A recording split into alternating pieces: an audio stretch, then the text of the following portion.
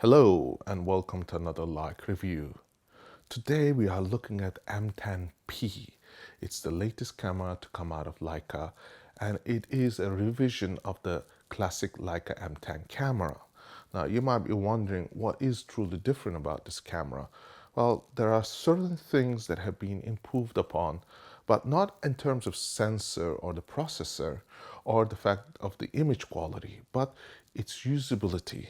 Now, for those who don't know what the P versions of these cameras are, you might remember the M9. There was the M9P, and when the P versions come out, there is no logo on the front. Now, for those older generation of photographers, what we used to do is we used to put a black tape in front of the camera where there was the logo, and we would mask it so that it would not attract attention. Also, it would not draw the eye to that point and cause the person whom we are taking photograph of to question or to create conversation. It was a way for us to look at our camera gear as something that we use for professional purposes. And that's the reason why these cameras at that time were without the logos by masking it. Now, when Leica came out with the P versions, that was without logo, and it made it very appealing for those who didn't want to have the red dot in the front. Now, some people are very, very happy to have their cameras with the red dot, and it makes people, appreciate their cameras or comment on it. But for professionals, sometimes it's not the best thing. So it is for this reason, having a no dot camera is a preferable option. But of course, this is not to say that there is no Leica logo or any information on it. In fact, it has a logo engraving, the Leica lettering, on the very top plate. This makes the camera more nostalgic or more classical without all the distractions that you might see in the modern cameras. Of course, when we look inside is where several things have changed. As you may know, the Leica TL, TL2, and versions of these cameras have come out with touchscreen. But the touchscreen option for the M10 was not truly available until we came to this M10P.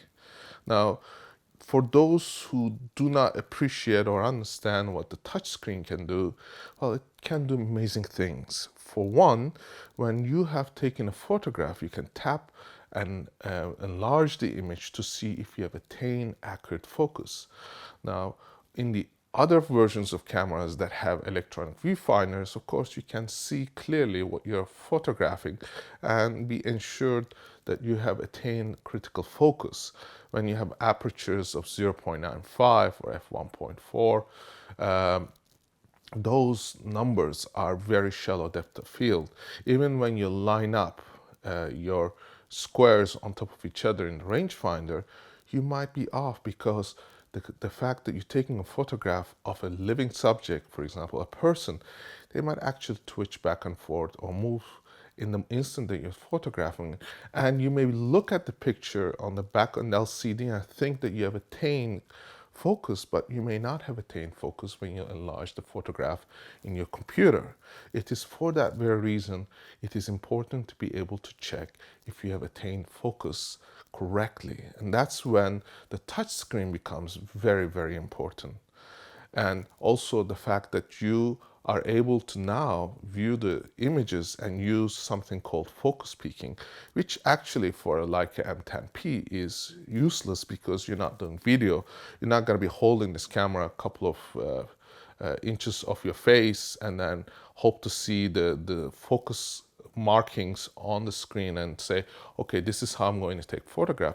Because Leica M10 or the Leica M10P or all the Leica M series, these are rangefinder cameras and they are designed to be used by looking through the viewfinder and finding that focus by aligning the focus squares. And this is what happens. This is the reason why we like to use, because it gives you a connection with taking a photograph. But once you start looking at the monitor and looking at the focus peaking, it makes no sense, because then you are actually not holding the camera close, you're actually viewing it probably on a tripod. And if you are putting it on a tripod, it changes the whole perspective of taking a photograph, because now you're dealing with, oh, did I achieve the correct focus by looking at the focus peaking? And focus peaking, believe it or not, because we use it in video and cinema a lot,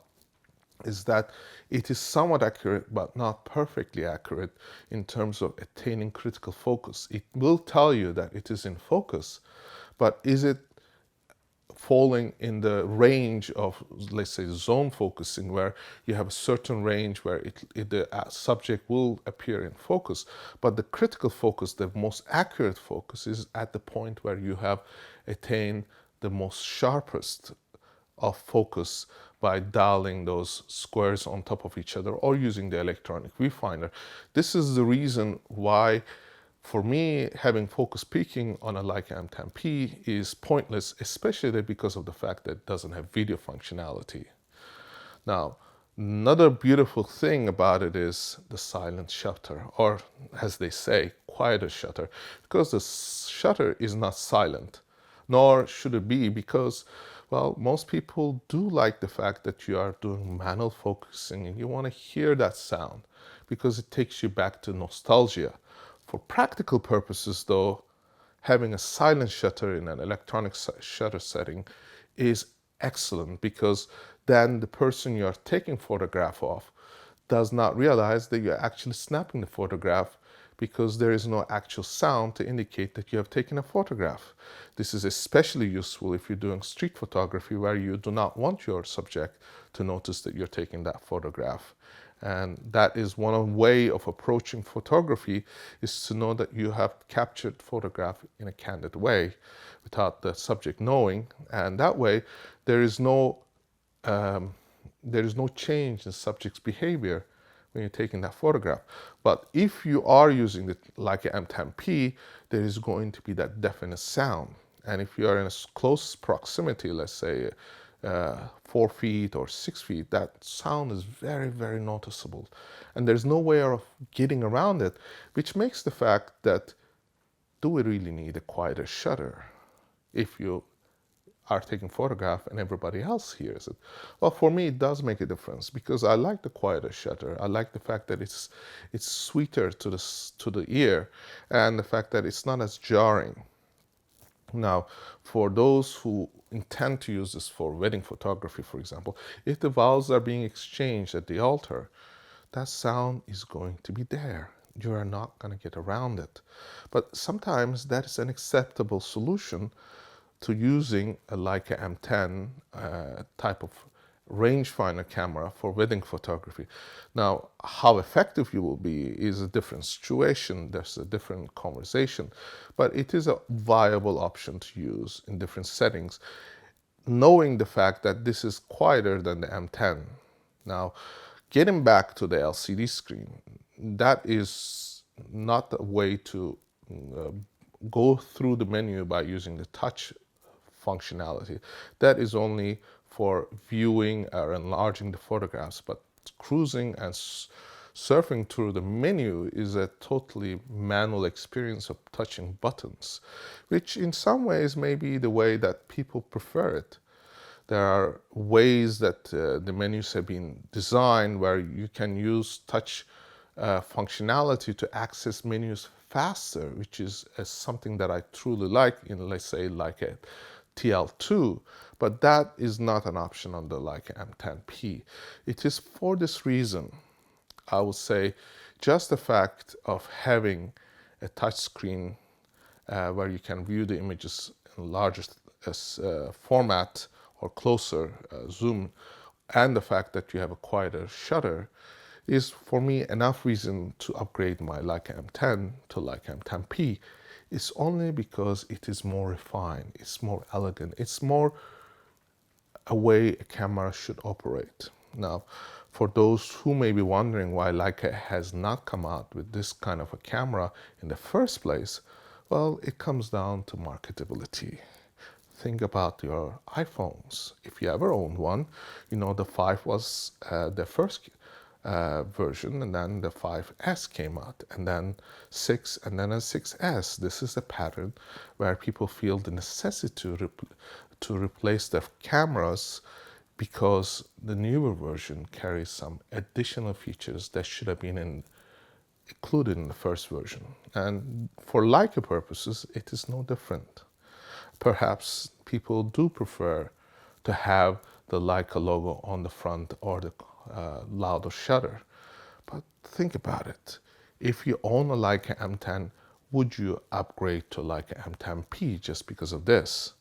Not to mention the fact that you have a $500 price increase. Does that justify it? Well, that is something for you to ponder upon. As for me, I am going to be very happy owning a Leica M10-P, even though it has some of the things that I loved about the older versions removed. For example, in the M240, you had the option of choosing a single or a multiple shot setting. In this Leica M10 and the M10-P, it's all inside the menu. That means you have no fast way of accessing it, and in a way, it's saying to you, take a single shot. Or if you're gonna put it on auto and take multiple shots, well, you're not gonna be able to switch back. For me, that simple functionality of taking that knob and moving it very rapidly to go from a single to multiple shots is a beautiful function, but it has been omitted from the way the camera functions. And the reason for that is because Leica would like you to take a photograph the way they think you should take. And for me, that is not always the best way. But for a camera that is at 24 megapixels, when other cameras have gone up to 42, 45, well, it still does take good photos. And for somebody who is content with just 24 megapixels, it is a beautiful camera. You may be thinking, oh, 5 frames per second is a lot. But the buffer fills up really fast. You're not going to take 5 frames per second, even if you wanted to. So in a way, what are you going to do with all those extra shutters going and you're taking those extra frames? Well, sometimes that is a beautiful thing if you, for example, photographing a moving subject. But these things are the way that we professionals think. For somebody who's using it just for pleasure purposes or just wants to take that special photograph on the street when somebody's walking by, they say to the user, use your decisive moment, whatever that means. Decisive moment, waiting for that right moment. Well, that right moment could be split second before or after. And having many options gives you that moment where you can capture it, or you can ensure that you have captured it. It is for that very reason I don't view Leica M10-P as a camera that is going to be competing with different cameras, because on a technical side, there are cameras that have more megapixels, faster processors, more functionalities and everything else. But deep down, it's a camera that you are going to use because you like the nostalgia, you like the fact that it's a rangefinder, that you are interacting with the camera. And maybe it's not the camera that you will use to do, for example, wedding photography, but you'll use that camera because you enjoy the fact of manual focusing. You'll enjoy the fact that you like to hear that sound. And that's where Leica M10-P comes in. Now, for those who are interested in purchasing this camera, I provided links at the bottom of this article. Also, I provided links in the YouTube video at the bottom section where you can go and visit these links to purchase this camera. If you are looking for a Leica M10 that's on a discount and you want to buy it and you want to make sure that it's just right camera for you, well, this is the time, because that camera is going to drop in price because the new version have come out. So for those opportunities, again, the article on our website and the review here will give you those options. I hope to see you in our next review. Thank you for watching.